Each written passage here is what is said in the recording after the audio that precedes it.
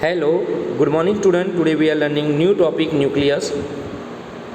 तो स्टूडेंट्स, ये न्यूक्लियस समझने के पहले आप अच्छे से वीडियो जितने भी मैंने भेजे हुए हैं ये चैप्टर के, वो अच्छे से लर्न कर लेना, जिससे आपको बेटर अंडरस्टैंडिंग के साथ इसमें पता चल पाए। और ये टॉपिक थोड़ा हार्ड है, इसलिए इसके अंदर ज़्यादा आप लोग मेहनत करना, नहीं तो आपको याद नहीं रहेगा। So today we are learning about nucleus. Remember the temporary amount of onion peel we prepared. तो हमने पहले एक ऑनियन पील की जो स्लाइड बनाई थी उसको आप याद करो। We had put iodine solution on the peel, why. तो हमने आयोडीन सॉल्यूशन वहाँ पे यूज़ किया था, why. What would we see if we tried observing the peel without putting the iodine solution. अगर आयोडीन सॉल्यूशन के बिना डाले हम वो स्लाइड बनाते तो क्या होता। So try it and see what the difference. तो ट्राई करो आयोडीन डाले बिना और क्या ऑब्जर्व होगा वो चेक करो। So further when we put iodine solution on the peel, did each cell get evenly colored? जैसे ही आयोडीन सॉल्यूशन हम उसके अंदर डालेंगे पील में, मतलब जो छोटा सा जो पतली सी जो परत थी उसमें जब हम आयोडीन सॉल्यूशन डालेंगे, each cell get evenly colour, हर एक सेल इवनली कलर हो जाएगी, जिससे हम उसको ऑब्जर्वेशन उसका अच्छे से कर पाएंगे। अगर आयोडीन सॉल्यूशन नहीं डालेंगे तो हमको अच्छे से हम सेल का ऑब्जर्वेशन नहीं कर पाएंगे। So according to their chemical composition different regions of cell get coloured differently.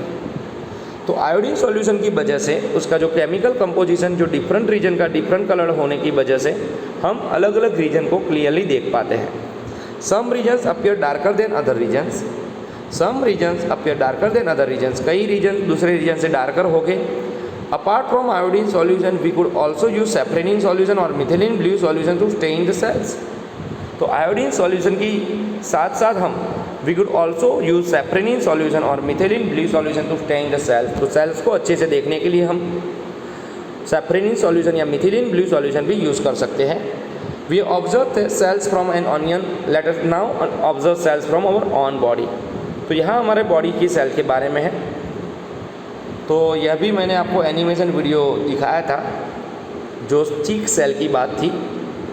तो चीक सेल का मैंने एनिमेशन वीडियो भेजा था, चीक सेल का, जो आपने अच्छे से लर्न किया होगा, तो मैं एक बार समझा देता हूँ। Let us take a glass slide with a drop of water on it, मतलब एक स्लाइड लेके उसके ऊपर वाटर का ड्रॉप डालना है। Using an ice cream spoon gently scrape the inside surface of the cheek. Cheek के अंदर हमको आइसक्रीम स्पून या तो स्पैचुला हो जो डिसेक्शन बॉक्स में होती है बायोलॉजी के, वह लेके हमको चीक के अंदर उसको स्क्रैप करना है, घुमाना है जेंटली, मतलब धीरे से। अगर ज़्यादा घुमाओगे आपको हर्ट हो सकता है, चोट लग सकती है। So use an ice cream spoon gently scrape the inside surface of the cheek. Does any material get stuck on the spoon. तो स्पून के ऊपर क्या कोई मटेरियल स्टक हुआ, चिपका? तो yes. So with the help of a needle we can transfer this material and spread it evenly on the glass slide kept ready for this. तो glass slide जो है जिसके ऊपर वाटर ड्रॉपलेट डाला है, वहाँ पे हमको इसको जो मटेरियल हमारे चिक्स के अंदर से निकला उसको डालना है। To colour the material we can put a drop of methylene blue solution on it.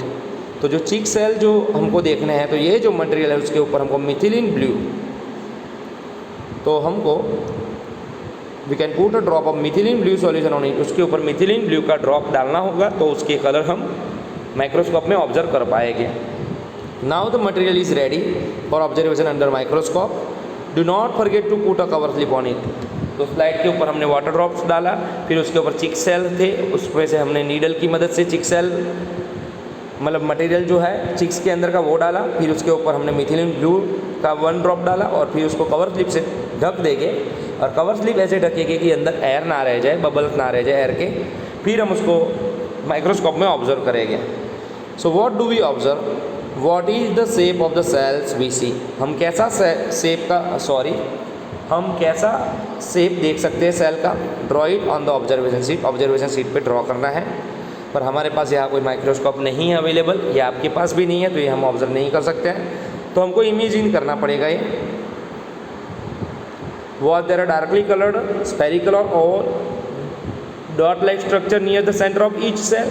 तो हम जब देखेंगे, so in each cell dot like structure near the centre of each cell. तो जितने भी सेल हो गए, each and every cell, onion cell हो या चिक सेल हो, सबके अंदर एक सेंटर हमको डॉट टाइप दिखेगा, and this structure is called nucleus. और यही स्ट्रक्चर जो सेंटर में जो डॉट जैसा दिख रहा है वही उसका न्यूक्लियस है। Were there similar structure in onion peel cell, क्या वो ऑनियन पिल सेल के जैसा ही था? यस। सो जैसे कि कोई एक सेल है, मैं यहाँ पे रफ फिगर ड्रॉ कर रहा हूँ, सपोज ऐसे सेल है, तो हर एक के अंदर ऐसा डॉट होगा। सो ये जो डॉट है, dot is called nucleus. Dot जो है इट इज़ कॉल्ड न्यूक्लियस। और उसके अंदर जो आसपास जो मटेरियल होता है, ये न्यूक्लियस के आसपास जो मटेरियल जो होता है उसको कहा जाता है साइटोप्लाज्म। और जो इसके आसपास की जो दीवार जो है, जो आप देख रहे हो, उसको मेम्ब्रेन कहते हैं। ये जो दीवार जो है ये मेम्ब्रेन है, ये सेल मेम्ब्रेन है। चलो एक सेल लेके मैं आपको समझाता हूँ। सपोज वन मिनट, एक सेल लिया मैंने, तो जो सेंटर है वो उसका न्यूक्लियस है, इट इज़ कॉल्ड न्यूक्लियस। उसके आसपास की ये जो मैं जिसको मेरा कर्सर घुमा रहा हूँ, ये जो डार्क में कर रहा हूँ, वो उसकी मेम्ब्रेन है, सेल मेम्ब्रेन। कई बार न्यूक्लियस के आसपास भी एक मेम्ब्रेन होती है।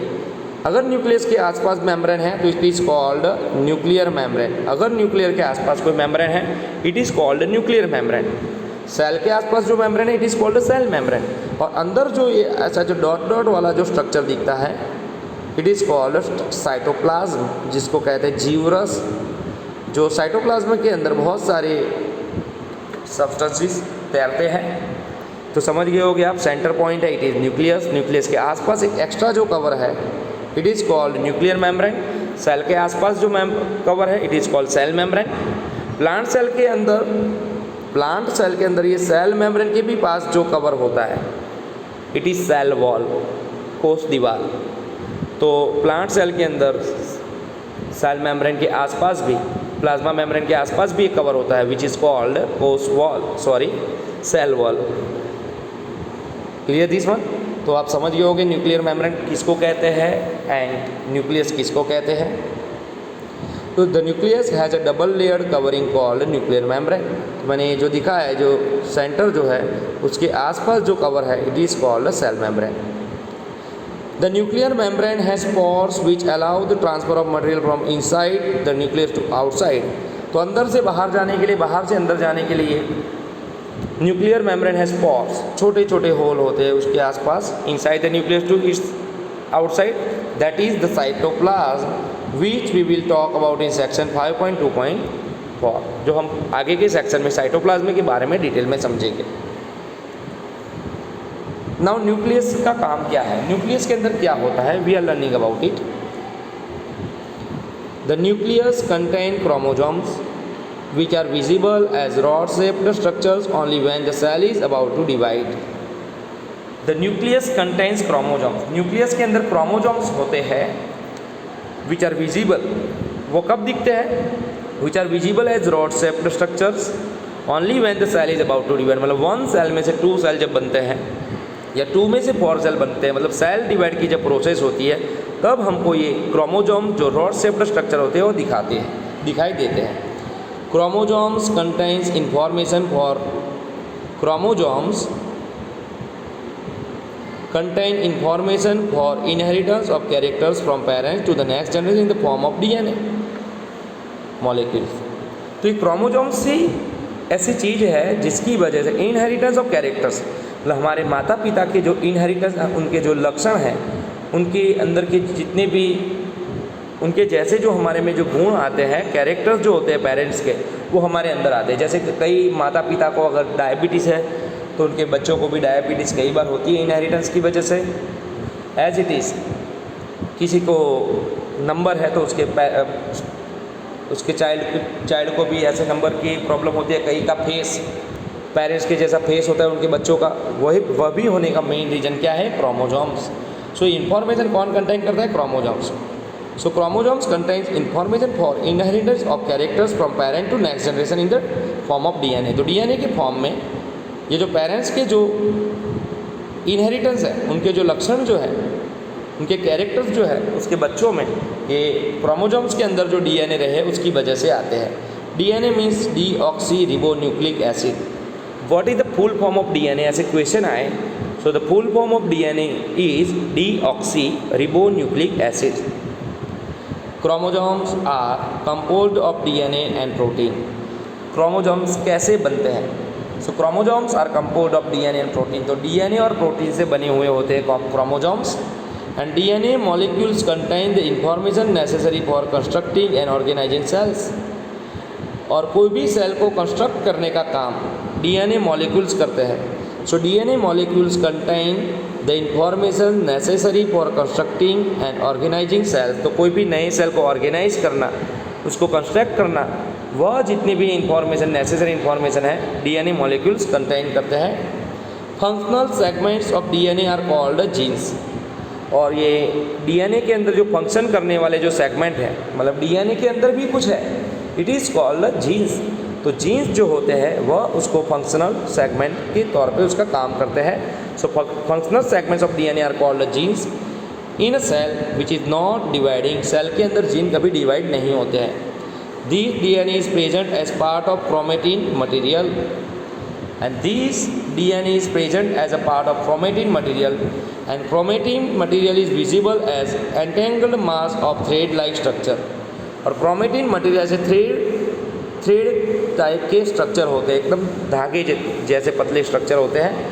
whenever the cell is about to divide, जब सेल डिवाइड होता है, वन सेल में से जब टू सेल बनते हैं, the chromatin material gets organized into chromosomes।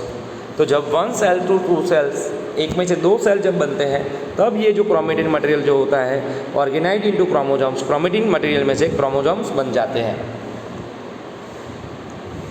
Then the nucleus plays a central role in cellular reproduction. So cellular reproduction में main role, central role किसका है? न्यूक्लियस का। So we can say that the nucleus plays a central role in cellular reproduction. Reproduction मतलब नए cell बनाने के लिए main role है न्यूक्लियस का। पहले न्यूक्लियस डिवाइड होता है टू हिस्सों में, फिर धीरे धीरे सेल भी डिवाइड होता है। The process by which a single cell divides and form two new cells, and for this nucleus plays an important central role. It also plays a crucial part along with the environment in determining the way the cell will develop and what form it will exhibit at maturity by directing the chemical activities of the cells. It also plays a crucial part along with the environment. Environment के साथ इसका भी role crucial होता है in determining the way the cell will develop, साथ साथ cell develop भी होता है, and what form it will exhibit the maturity. maturity के दौरान वन सेल में से टू सेल बनने के लिए भी न्यूक्लियस इंपॉर्टेंट रोल प्ले करता है by directing the chemical activities of the cells. So यह आप समझो, in some organisms like bacteria the nuclear region of the cell may be poorly defined due to the absence of nuclear membrane।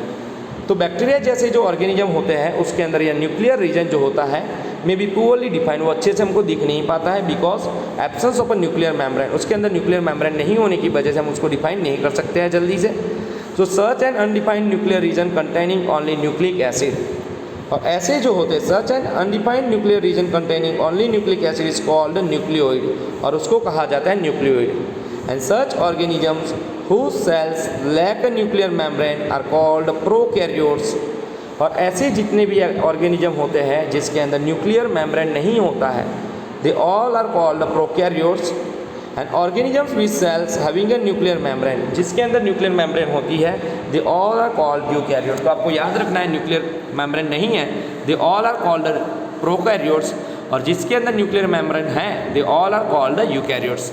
तो students आज मैंने आपको यहाँ तक समझाया, वो अच्छे से आपको लर्न करना है और पूरी अंडरस्टैंडिंग के साथ उसको प्रिपेयर भी कर लेना है। नेक्स्ट टॉपिक हम कल चलाएंगे। Thank you, have a nice day.